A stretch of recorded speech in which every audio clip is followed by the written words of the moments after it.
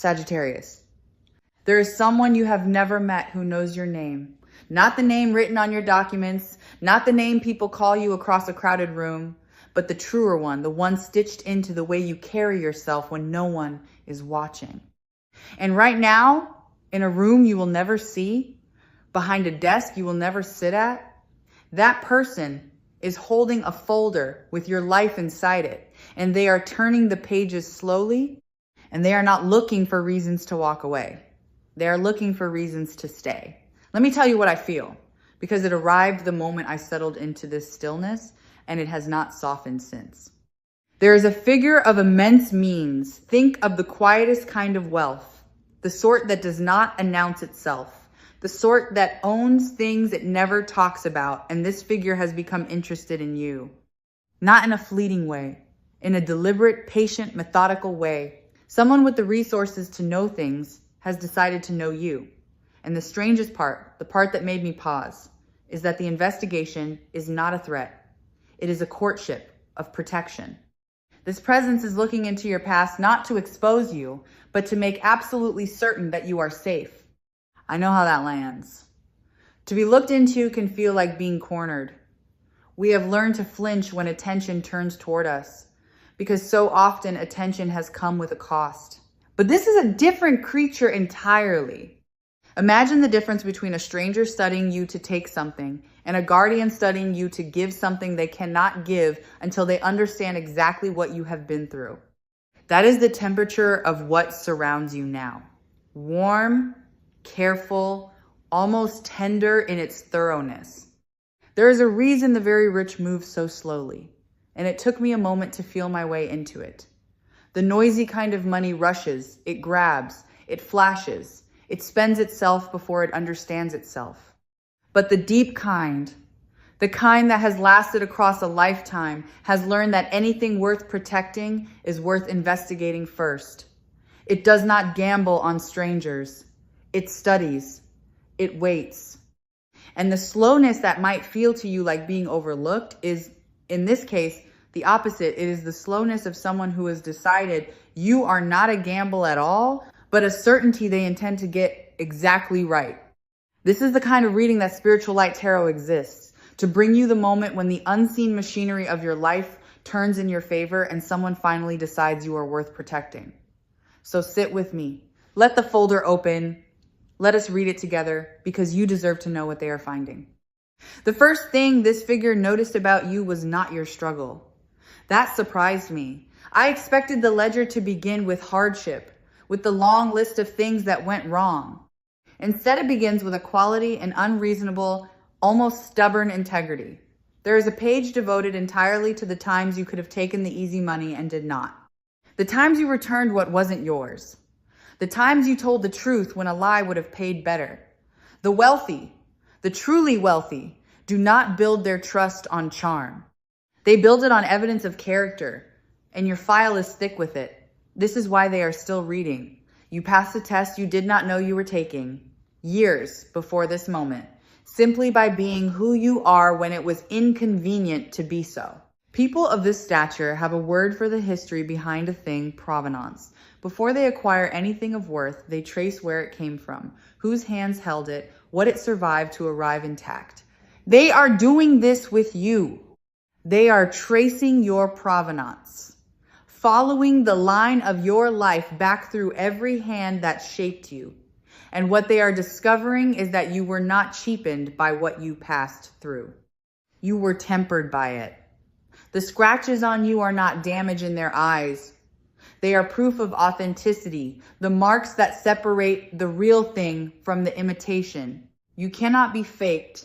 And to someone who has been fooled by counterfeits their whole life, that quality is worth more than they can easily say. Then the pages turn to the years you carried what was never yours to carry. There is a record here of debts that belong to other people, the financial weight of family, of situations you inherited rather than created, of promises made by others that landed on your shoulders to keep. And I want you to understand that this figure is not reading those pages with pity. They are reading them with a kind of professional astonishment. Because someone who shoulders another person's burden and does not collapse under it demonstrates a load-bearing strength that money cannot buy and cannot fake. They are noting quietly that you have already proven you can be trusted with more because you never crumbled under less. There is an early page from long before you were the person listening to this now, and I feel them lingering on it. It is the page where you first met lack, where you first understood, as a child understands, that there was not always enough, that wanting had to be rationed, that some doors were labeled not for you. Most people spend their whole lives running from that page, pretending it does not exist. But the figure reading your file treats it with great gentleness because they understand that the earliest wound around money is the one that shaped every choice after it. And they are not there to reopen it. They are there because they have the means to finally close it, to reach the frightened part of you that never stopped bracing, and to tell it at long last that the rationing is over. There is an accounting being done of your generosity. And this is where I feel the energy shift into something almost protective. Every time you gave when you had little, it was recorded. Not the grand gestures, the small ones. The meal you covered when your own account was thin. The help you extended that no one thanked you for. The times you chose someone else's ease over your own comfort. In the ordinary world, these acts vanish, unremembered, unrewarded. But in this folder, they are tallied with precision. And the total is staggering. And the figure holding it has begun to understand something that you may have forgotten. You have been quietly funding other people's lives for years. And it is time the direction of that flow reversed. Alongside the giving, there is a record of your resourcefulness that reads almost like a study in craftsmanship. How you made a small thing last. How you stretched what should not have stretched, fed more mouths than the amount allowed, kept a household or a dream or a body running on far less than it required. To you, this was simply survival, unremarkable, invisible. To someone who commands enormous resources, it is a rare and coveted art because they know that most people who are handed everything waste it. And only those who once had nothing know the true value of what passes through their hands. You are, in their assessment, an extraordinary steward. And stewards, not spenders, are the ones the wise choose to enrich. And here, in the middle of the audit, something is discovered that changes the entire tone of the investigation, an imbalance. A ledger that does not reconcile. The amount you have poured out into the world does not match the amount that has come back to you, and it does not match by a wide and undeniable margin. To a mind trained in the movement of resources, this is not a moral tragedy. It is an error to be corrected, a discrepancy to be settled. The figure leans back, taps the page, and thinks the thought that will alter your life. This account is owed, not as charity, as restitution, as the closing of a gap that never should have opened. There is a particular entry in that imbalance that I feel them stopping on a time when someone took from you, not fairly, not by chance. A moment where money that was yours or was owed to you or was promised to you went into another person's hands and never came back, and you were left to absorb the loss and the insult, both. You may have made your peace with it, or you may still carry the ember of it, but either way, understand this: it was logged. The universe does not lose receipts. And the figure reviewing your life reads that theft not as your failure to protect yourself, but as a debt the world now carries on your behalf, one they have the standing and the means to see repaid through channels you would never have thought to look. Understand what it means to be cleared. In the world this figure moves through, before anything of value changes hands, there is a vetting, a careful confirmation that the recipient is who they appear to be, that the story holds, that the past contains no trapdoor waiting to swallow what is given. Most people never survive this scrutiny because most people's histories are built on sand. Yours is being examined line by line, and it is holding. Every claim you never made turns out to be true. Every hardship you understated turns out to have been worse than you let on. You are being verified, and you are passing, And the significance of that is quiet but enormous. You are being deemed safe to entrust with abundance. I keep returning to the image of a vault because it will not leave me. Somewhere in this vision, there is a space being prepared, a secured, guarded, reserved space, and it has your name on it. Not the name on your papers, the true one. The point of a vault is not that it holds treasure. The point is that it keeps treasure from being lost, from being taken, from slipping away in the night. What is being built for you is not merely wealth. It is wealth that cannot be reached by the people and the patterns that have drained you before. This is the difference between receiving money and receiving security.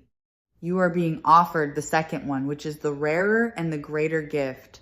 There is another concept these people live by, and it is called escrow, the holding of something valuable in trust, set aside, untouchable, until the conditions are right for its release.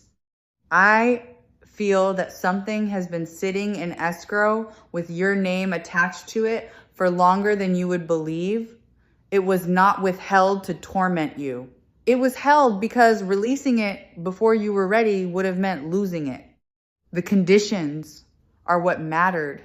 The readiness of the one receiving, the safety of the moment, the closing of certain doors that had to close first. And what I feel now, unmistakably, is a set of conditions being met, one after another, quietly satisfied, bringing that held thing closer and closer to the moment it is finally cleared for release. Because here's a truth that the ordinary story of money will never tell you. Security is not luck. It is not the roll of dice or the accident of birth. Security is an arrangement. It is deliberate. Someone decides somewhere that a person will be provided for, and then the pieces move to make it so. You have spent so long believing that safety was something you had to seize with your own two exhausted hands, and you never suspected that behind the scenes an arrangement was being drafted with your name at the center of it. The scarcity you knew was never the whole picture. It was only the part of the picture you were allowed to see. There is a difference between a benefactor and a boss, and I want you to feel it clearly. A boss pays you for what you produce and stops the moment you stop. A benefactor invests in who you are and keeps investing precisely when you cannot produce at all. What is turning toward you is the second kind, a backing that does not depend on your output, does not evaporate when you rest, does not measure you by your busiest day. This is unfamiliar to you, I know. You have only ever been paid for your labor. To be provided for on the basis of your existence, your character, your provenance, will feel strange at first, almost suspicious. Let it feel strange, then let it feel true. This is precisely the shift that Spiritual Light Tarot wants to place in your hands today, the understanding that you have not been forgotten by fortune, only kept waiting while your protection was being properly assembled. An assembly takes time. A fortress is not built in a night. The very slowness that felt like abandonment was the sound of foundations being poured. Now the investigation reaches a page that made me go still, because it is the page where they found the moment you almost let go.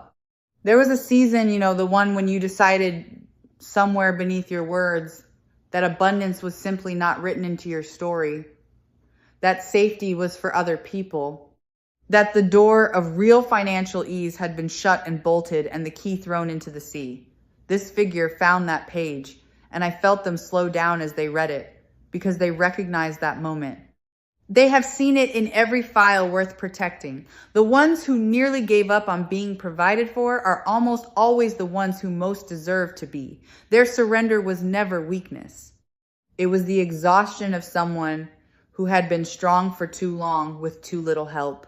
I feel that this near surrender happened in the dark, most likely at night, in the hours when the arithmetic of survival will not let a tired mind sleep.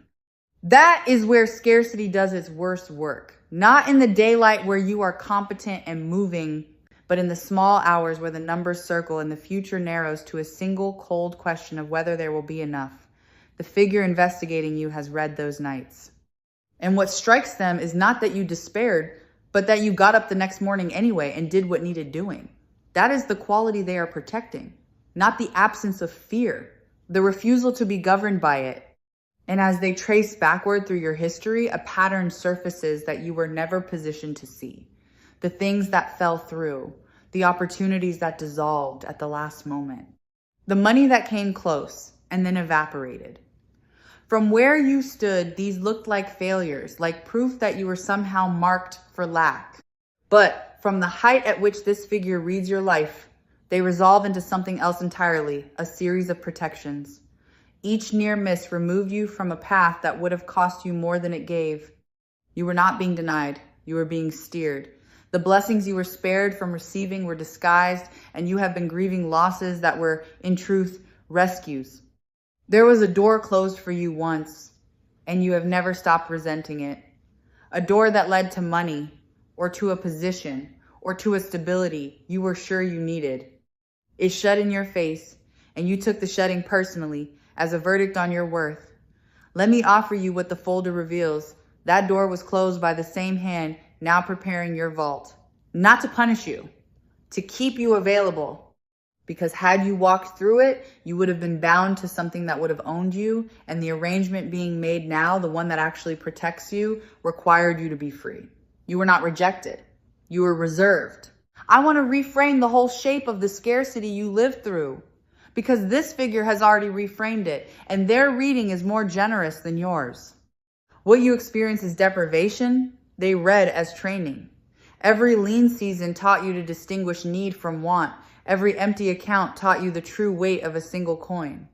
Every time you stretched a little into a lot, you were unknowingly developing the one skill that the wealthy fear most is missing in the people they help, the wisdom to hold resources without being destroyed by them.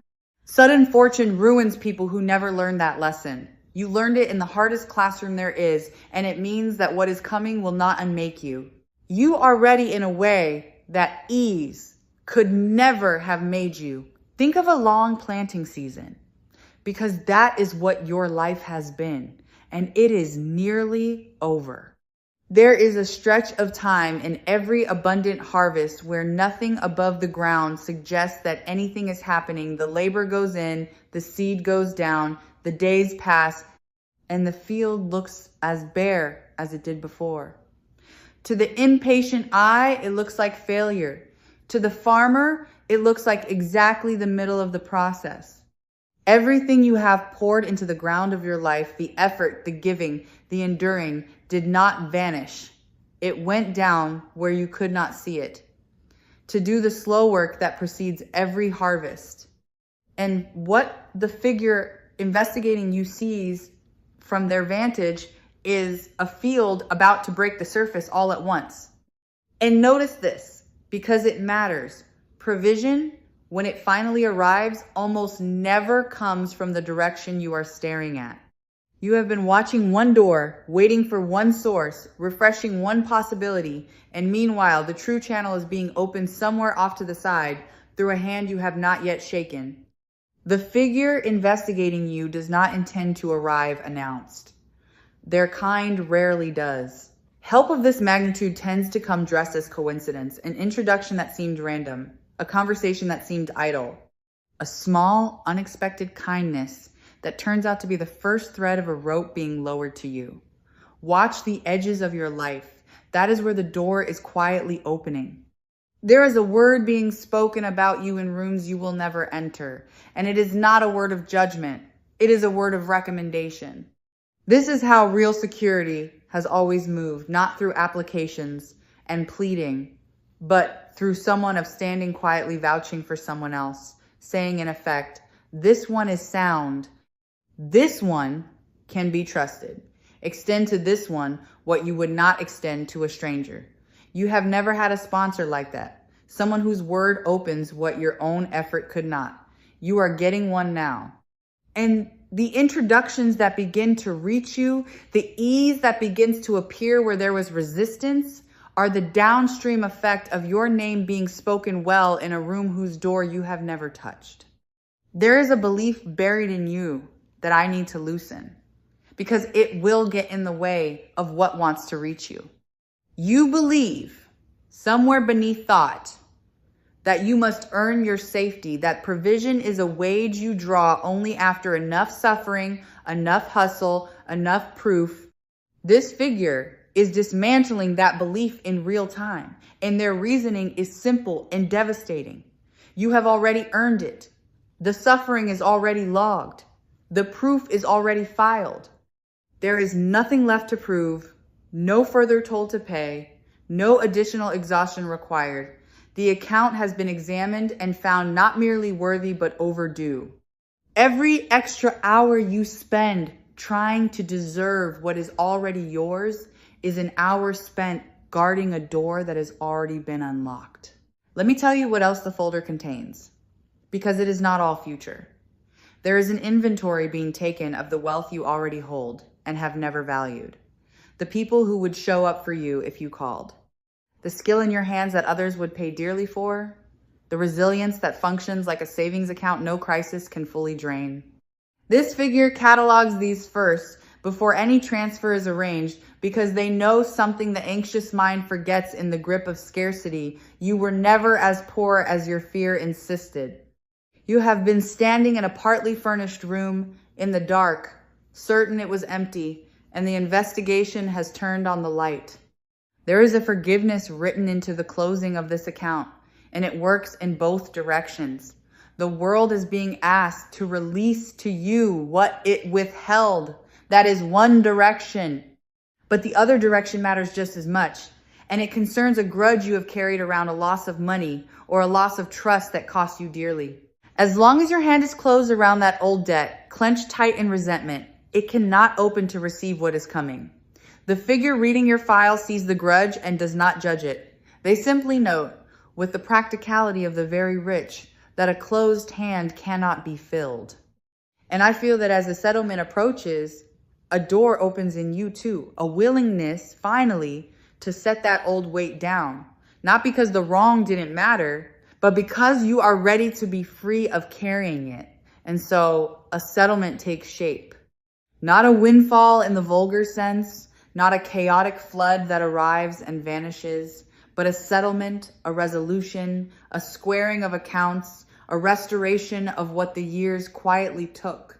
Settlements have a particular texture. They feel less like winning and more like justice. Less like a shock and more like an exhale you have been holding for longer than you knew. When it reaches you, and it is reaching you, it will not feel foreign.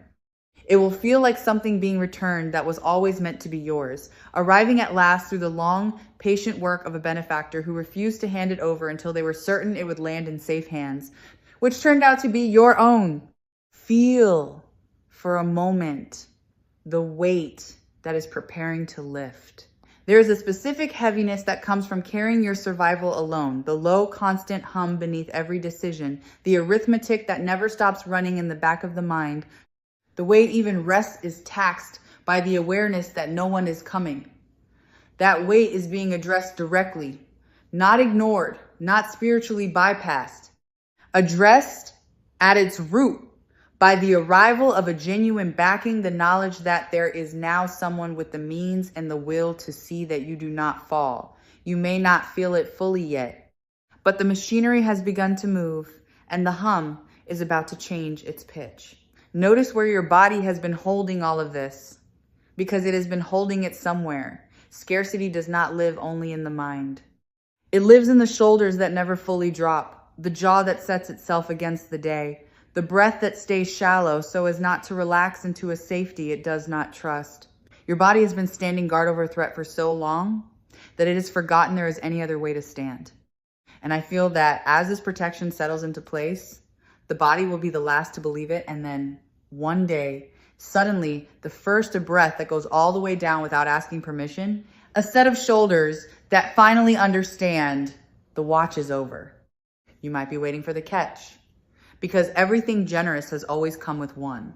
So let me tell you plainly what this figure asks of you in return, because I have looked for the clause and there is only one, and it is not what you fear. They ask that you receive. That is the entire condition. Not that you repay, not that you grovel, not that you contort yourself into gratitude so heavy it becomes a new debt. Simply that you allow it. The truly wealthy are not impoverished by giving to you. It costs them nothing they will miss. What they want in exchange is the rarest thing, the sight of someone deserving finally, gracefully allowing themselves to be provided for without flinching, without apologizing, without insisting they are fine, which means you are permitted to stop now, to set down the second effort you took on, not from ambition, but from terror, to loosen the grip on the coins you have been clutching as though letting go of one would collapse the whole tower. The overworking, the oversaving out of fear, the reflexive refusal of every small pleasure, these were survival strategies for a version of your life that is ending. You do not have to fight for the shore anymore. The current has turned, and it is carrying you in. Fighting it now only tires you against a tide that has already decided to be kind. There is a role waiting for you on the other side of this, and it is worth naming because it will give the whole arrangement its meaning. You are not being made secure so that you can hoard in a corner and finally be still. You are being made secure so that you can become, in time, what this figure has been to you. A source of steadiness for others. A hand that reaches down the same rope that was lowered to you. The wealthy who understand their power know that provision is meant to move, to pass from steward to steward, and they are choosing you in part because your whole history proves you will not let it stop with you. The security coming towards you is also quietly a commissioning. You are being trusted to become a giver of a larger kind. There is a protection folded inside the gift that you would never have thought to ask for, and it moves me that they thought of it. Knowing your history of giving everything away, of emptying your own pockets to fill someone else's, this figure has built a safeguard against your own generosity into the arrangement itself. What comes to you is being structured so that it cannot be siphoned off by the people who have leaned on you before, so that your open heart cannot be used against you one more time. You will still be free to give, but from overflow now. Not from your foundations. They are not only protecting you from the world, they are gently protecting you from the oldest pattern in your own kind hands. I feel a document being finalized, and I want to describe the moment because it is closer than it seems. There is a page that has been waiting for a signature, the last confirmation, the authorization that turns intention into transfer. For a long time, it sat unsigned. Not out of doubt, but out of care, because everything had to be verified first, every condition met, every risk to you removed. What I feel now is a hand reaching for the pen. The hesitation is over. The verifying is done. And when a decision of this magnitude finally moves from consideration into commitment, the effects begin to reach the ordinary world almost immediately, in ways that will surprise you with their timing. Here is something that may unsettle you before it comforts you. This figure has been near you before, not as a stranger arriving fresh, but as a presence that has already brushed against your life at least once, a kindness from an unexpected source, a help that came at exactly the moment it was needed and then quietly withdrew, a door that someone held open for you without ever explaining why. You may have forgotten it. They have not. The investigation happening now is not a first contact. It is the continuation of a watch that has been kept over you longer than you knew, drawing toward the moment it finally reveals itself in full. And the restoration coming to you is not a flat sum, returned as it was taken. It carries interest, the compounding weight of every year the debt went unpaid, every season you did without while the account sat owing. This is how the wise reckon what is owed. They do not simply return the coin that was lost. They return it grown, because the years of its absence cost you too. So do not brace for something small and grudging. What is being calculated on your behalf accounts for the length of the wait, and the length of the wait has been considerable, and the sum has grown accordingly in the counting. Let me loosen one more thing before the folder closes, because it will free you to receive more fully. You have learned to want quietly, to keep your hopes small so that their loss would hurt less, to be ashamed of wanting security as though the wanting itself were greedy. There is nothing greedy in you. The desire for safety, for enough, for a floor beneath your feet that will not give way is not avarice. It is the most human and honest ask there is. The figure protecting you does not think less of you for wanting to be secure. They think more of you for having wanted it all along and still refuse to grasp at it dishonestly. You are allowed to want this. You are allowed, at last, to want it out loud. I can see, near the end of this, the report being closed. The folder returns to the desk, the pages squared, the examination complete. And across the front, in the language such people use, a single conclusion is written that the subject is sound, the past is clear, and the protection is approved. That is the verdict on you. Not guilty of being a bad investment, not flawed beyond repair, sound, clear, approved for safeguarding. Somewhere the word that means yes has been spoken over your material life, and it cannot be unspoken. And once that yes is spoken, things begin to move that were held still. This is the part that will unfold in the ordinary world, in the texture of your days. A message that changes a number, a door that opens where you had stopped knocking, an offer that arrives with unusual ease, without the customary struggle, as though a hand you cannot see smoothed the path ahead of you. When these arrive, do not shrink. Do not talk yourself out of them with the old story of undeservingness. Recognize them for what they are, the physical residue of a decision already made in your favor, the arrangement finally touching down in the world you can see and touch. And here is how you will know it is truly this, and not a fleeting stroke of chance by the calm of it. Ordinary luck arrives with a frenzy. It spikes the heart and vanishes, and leaves you scrambling to hold what you cannot keep. This will feel different. It will feel steady, almost quiet, like something clicking into a place it was always shaped to fit. The absence of drama is the signature of a real arrangement. When provision comes and instead of panic, you feel a strange and unfamiliar peace, that peace is the receipt.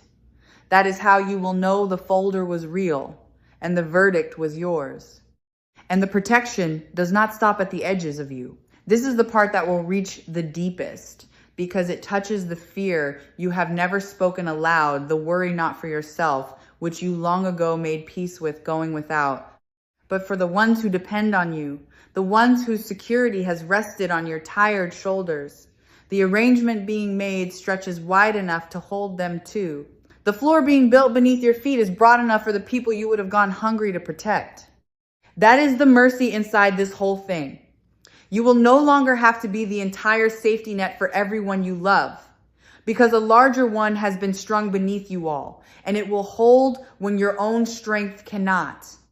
Before I let you go, let me say the thing that Spiritual Light Tarot most wants you to walk away holding, that you were never truly alone in the long work of keeping yourself safe, and that the loneliness you felt was the silence of a protection being built too carefully to be rushed. What looked like an empty sky was a room full of quiet decisions being made on your behalf. You have been watched over by an intelligence with the means to change your circumstances, and the only thing it was waiting for was the certainty that you would not squander what it gave, a certainty your own life has now supplied in full. So let the folder close. Let the vault stand ready. Let yourself, perhaps for the first time in a very long while, entertain the possibility that safety is not something you have to seize, but something that has been prepared for you patiently, thoroughly, and with a care that borders on devotion.